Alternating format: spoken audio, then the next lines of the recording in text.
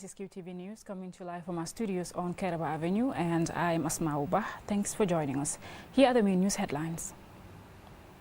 Following the formation of a task force to remove road encroachment structures in the West Coast region and the Greater Banjul area, the acting PRO of the Gambia Police Force has updated the public on the progress of the exercise. The National Assembly's Public Enterprise Committee on Monday engaged QTV's management as part of its ongoing social audit of NAWEC. Casa Gambia, a Gambian charity in collaboration with Holland-based foundation Blue Foot Forward, signed an over $12 million contract with Batten Construction Company to renovate and expand the maternity ward at Brufut Health Center. In international news, over 3,000 participants, including world leaders and stakeholders, concluded a 3-day international summit in Congo to discuss ways of protecting the planet's 3 major tropical forest basins. In sports news, the police volleyball team reigned supreme in the knockout finals, winning both female and male titles of the Knockout Cup. Those and other stories coming up, to stay tuned.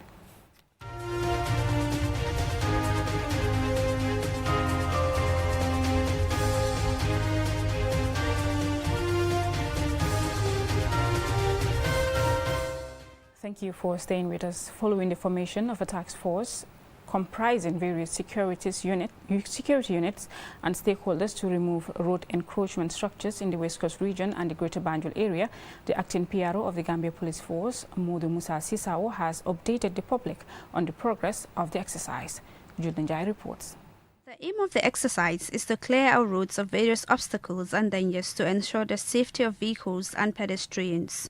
The operation, which began within the Greater Banjul areas, targets shops, street vendors, businesses, car parks and garages, and roaming animals that are encroaching onto the pavements and other public spaces and hindering the free movement of traffic, people and goods. Cadet ASP Modu Musa Sisaho, acting police PRO, gave us this update. Currently we are at a Yundum on that side, but also at Westfield.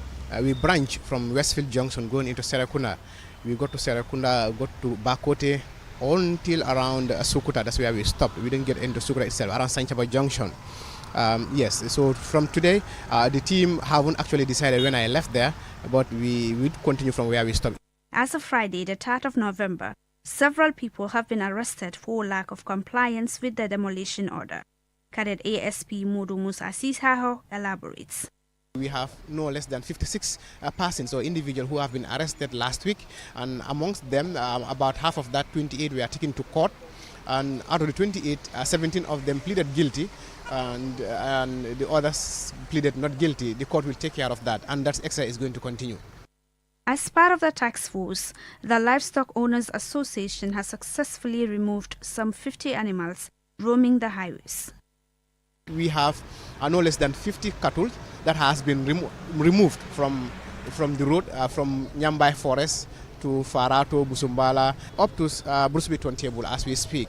And the advice has always been this: if your cattle is missing and all that, you can come to Abuko, where we have some of our men, the National Livestock Owners Association's representative, where we park these animals. You can come to identify and bring evidence to ascertain that these are your animals, and then you have to make a payment of $5,000 per cattle head, $5,000 before you take your cattle. The acting police PRO also highlights some of the challenges they face during this ongoing operation. Most of the people have applauded this. They are very happy that we are doing this because it has impacted their life. It's been very difficult for people to move around within this country, especially the Greater Banjul area. Having to have an operation that is going to solve that, I think is a very welcome idea. But again, yes, there are a few challenges, and one of the challenges is having to have people come back to where we've already cleared. The police have this advice for the public. You have right to do your business within your private property, and that is okay. But having to do business on public property, utilizing the general public's interest to personal interest is something that we are advising everybody to desist from.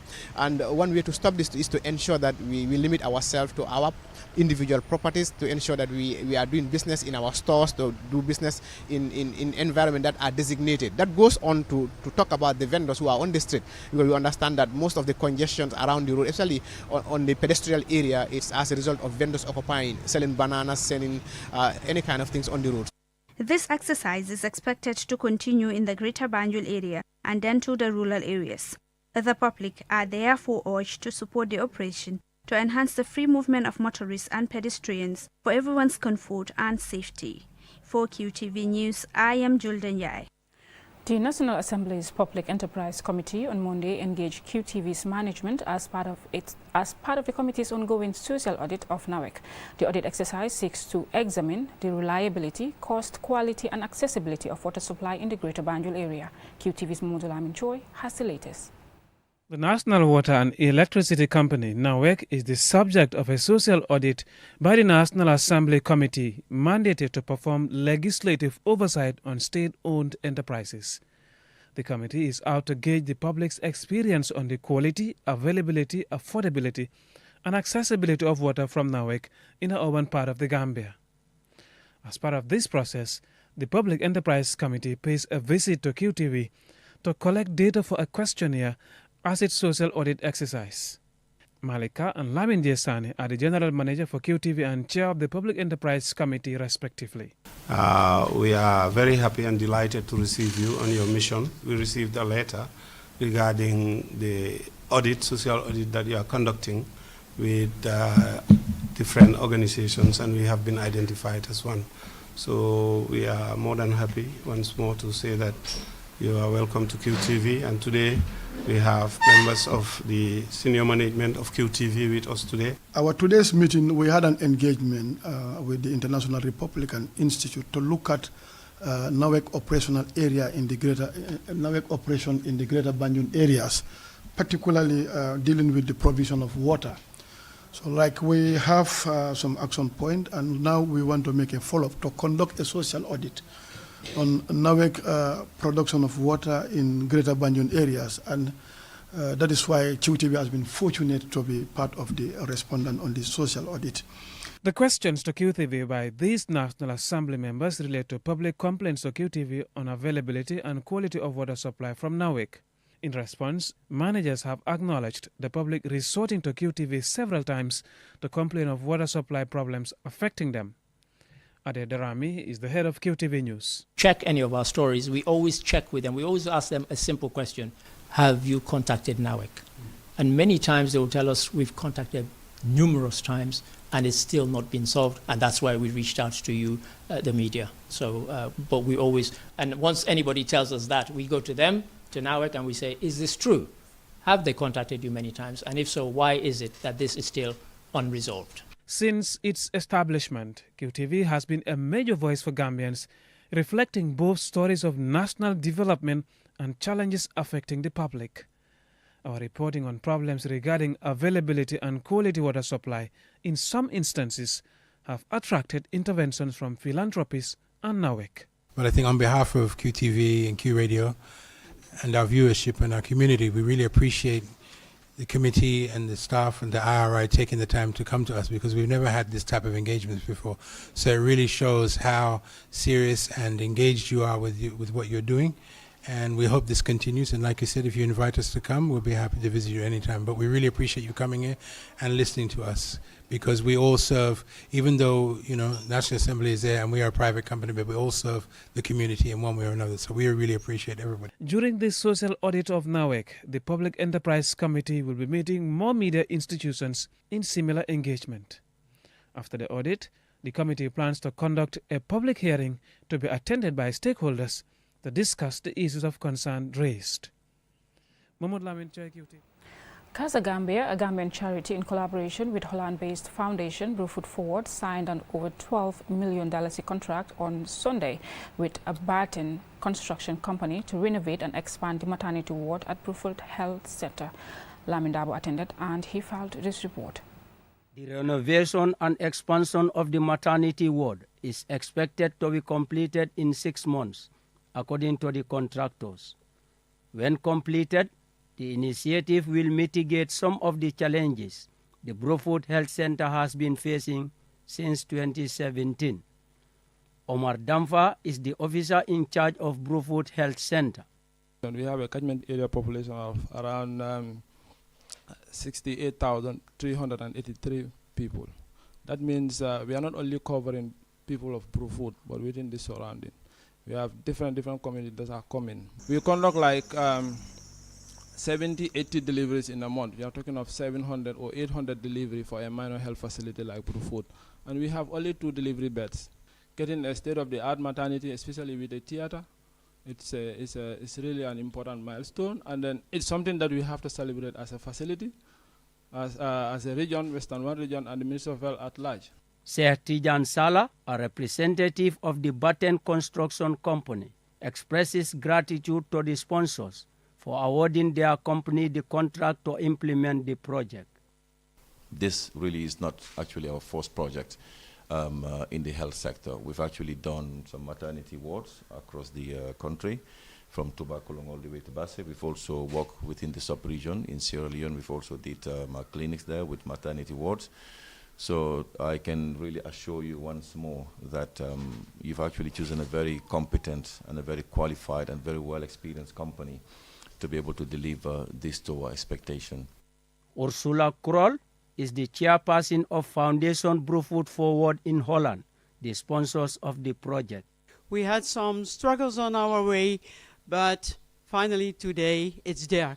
And I'm very grateful to all our partners. It's Ministry of Health Services, of course our Foundation Brufut Forward here in the Gambia, Casa Gambia as well. We all together have only one goal. Musa Kamara, the director of Western Health Region 1, says health is everyone's business and therefore deserves collective collaboration, which will provide solutions in addressing some of the challenges faced by health facilities in the country. We want to take this opportunity to thank the donors for going this extra mile to ensure that today we are here to see the signing ceremony of this particular implementation, which is the health service delivery is expensive. So if you can extend your support to other health facilities within the region. Casa Gambia was founded in 2015 by a group of young Gambians and friends from abroad who are committed to the development of the Gambian people. The organization is registered in the Gambia and in the Netherlands as an international charity. In addition to its interventions in the health sector, the charity also makes positive contributions to community development and the Gambia's education, agricultural and sports sectors. For QTV News, I am Lamin Alai Fandindabo. That story by Lamin Dabo takes us to a commercial break. When we return, we have more local, international, as well as sports stories for you. Do stay tuned.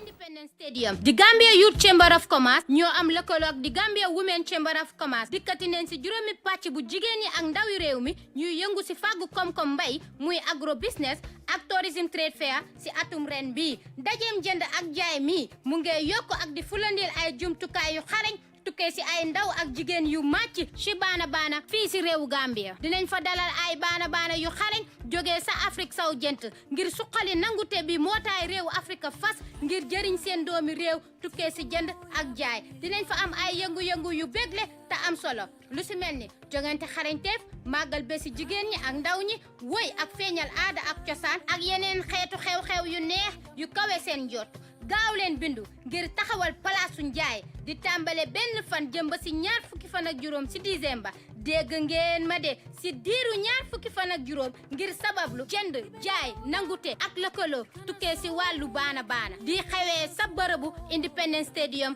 sa Bakaw pour am si ay bataaxal yu leer wooteel 368 5556 368 5556 203 1080 203 1080 wala 5200045 5200045 ñu tasee Trade Fair.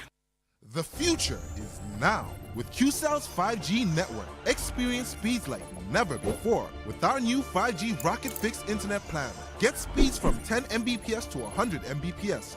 Your 5G-enabled devices. Walk into QCell headquarters to get one of our 5G routers and experience the true feeling of 5G. Only with QCell. QCell brings you the future. Tech, innovation, incredible speed. The future is now. For more information, call our customer care on 111. QCell, Sunyapus. We innovate, others follow. Terms and conditions apply.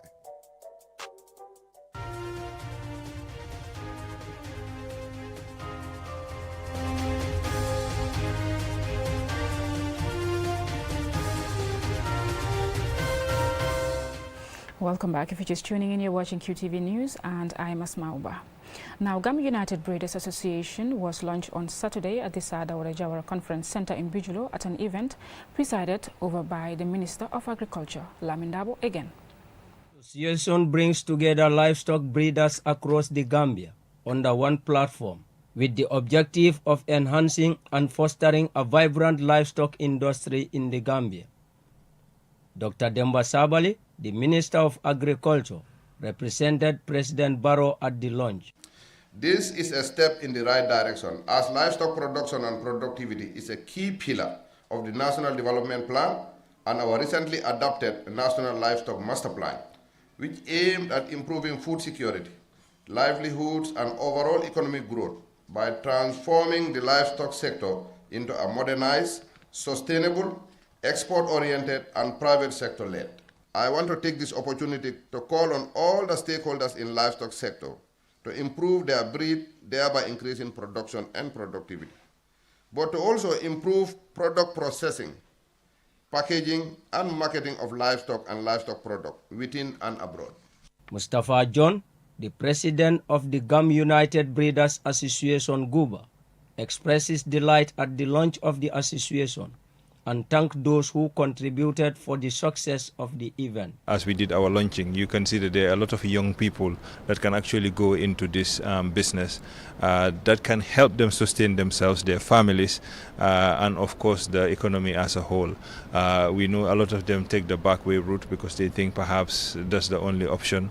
But what we want to do to highlight that there is options in agriculture, there is options in livestock, and we also want to work with the women as well who are quite brave and doing an excellent work.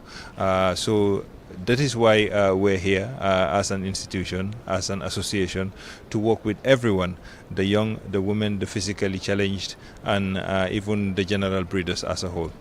Due to their significant role in the advancement of the country's socio-economic development, women are key players in the Gambia's agriculture sector. Fatou Jeng, GUBA's Women's Coordinator, calls on other women across the country to embrace the association. ñu ngi wax jigéeni Gambie yi tamit pour ñu góorgóorlu ñëw indi seen doom yi nga xam ne ñoo dee dem backway bala ñoo dem backway pour. We are urging all women to support and care for their children, instead of sponsoring them to take the so-called backway journey to Europe. Give them the money so that the youths can invest in livestock breeding, through which they can make millions out of the thousands they spend. In that way, they will take care of their needs and help Gambia develop. The objectives of GUBA include enhancing animal breed genetics, availability of quality veterinary practitioners in the country, cultivate and grow a sustainable livestock industry, among others. The association also aims to implement initiatives such as Youth and Women in Livestock, Physically Challenged in Livestock, Animal Feed Program, Tobaski Operation Program, among others. For QTV News, I am Lamin Alaifandin Dabo. That story will now take us to international news in a moment.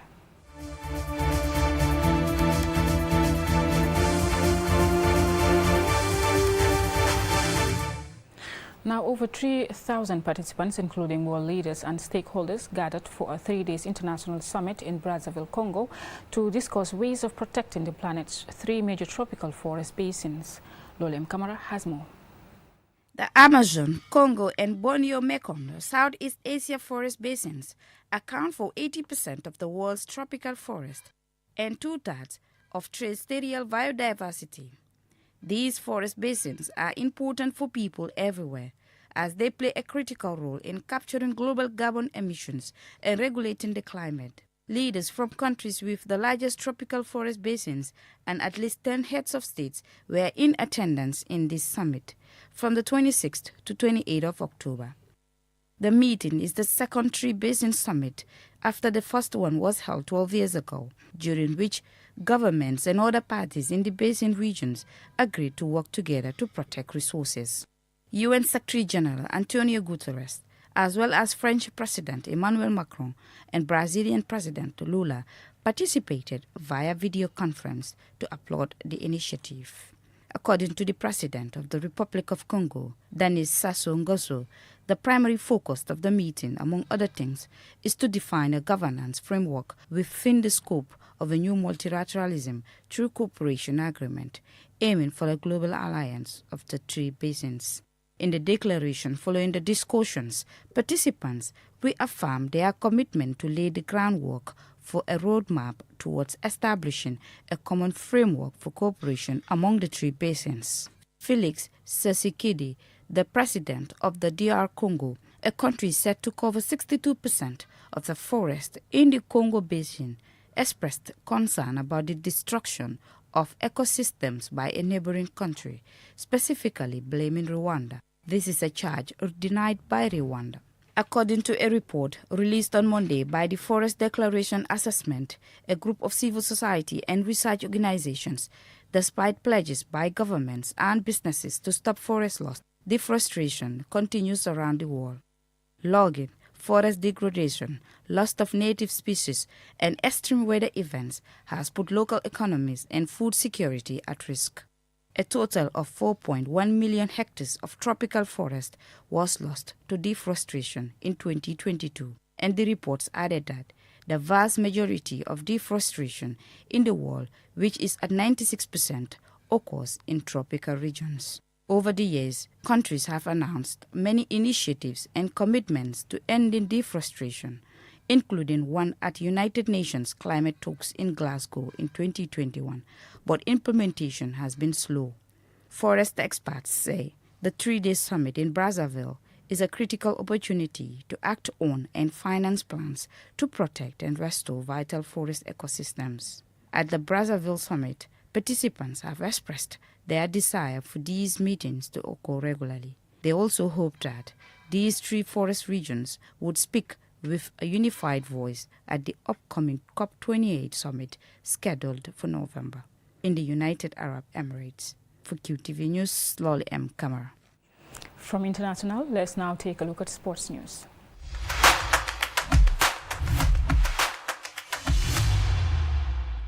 The police volleyball team reigned supreme in the knockout finals, winning both female and male titles at the Independent Stadium Volleyball Court on Saturday. Mumudu Gajaga reports.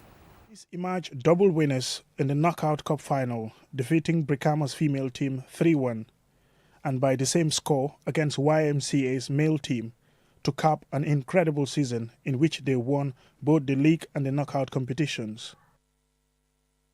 In the weekend's female final, Brikama won the first set 25-18, only to lose 3 straight sets to the police female team. Mariwada, coach of the police women's team, says they put in a lot of hard work to win both the league and the knockout cup. We've been training both morning and evening. Our work is to come and do the sport that is volleyball. So obviously this is why it was not a much difficult task. It was really difficult, but we were able to come through. Although Brikama ended as the losing side, one of their players, Fatou Cisse, was outstanding. She won the Most Valuable Player and Best Outside Setter awards. She said her wish is to move on to playing the sport as a professional. Because during the season I have been playing very well, and I know that it was not a surprise to me because I know that I'm the MVP and the best outsider, because the one I'm competing with does not even play this year, so I really know that I'm the MVP of this year. The police male team were once again dominant against YMCA, winning 3-1 in a beautiful, vibrant atmosphere. Sanuseka, coach of the police team, says it was a well-deserved victory for his team. You have to look for good players if you want to achieve something. This is what I did. And this is my first year in police.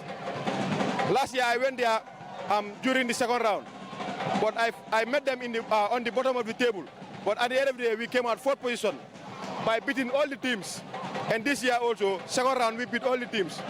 As in the women's competition, YMCA, despite losing to police, had a player who was voted MVP. Babukar Shamega Jane, who picked up the Male Most Valuable Player award, said as players, there were some nervy moments in the game. In the first 2 sets, it's like this is our first time playing a national championship final up to this level, because I was a bit nervous, and maybe due to the first time lack of experience and the lack of relaxedness, it's the reason why we were not able to cope during the first 2 sets. The police teams have demonstrated that they will be tough to beat when the next competitions come around. Mamudu Gajaga, QTV News. Well, congratulations to the police volleyball team. That's all we have for you. But before we go, a recap of our main news headlines. Following the formation of a task force to remove road encroachment structures in the West Coast region and the Greater Banjul area, the acting PRO of the Gambia Police Force has updated the police on the progress of the exercise. The National Assembly's Public Enterprise Committee on Monday engaged QTV's management as part of its ongoing social audit on NAWEC.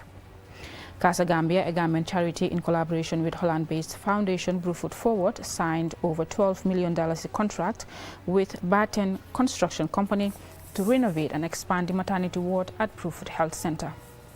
In international news, over 3,000 participants, including world leaders and stakeholders, concluded a 3-day international summit in Congo to discuss ways of protecting the planet's 3 major tropical forest basins. In sports news, the police volleyball team reigned supreme in the knockout finals, winning both female and male titles of the Knockout Cup. That's all we have for you on this news bulletin. Join us again at 10 p.m. for more news. Thanks for watching.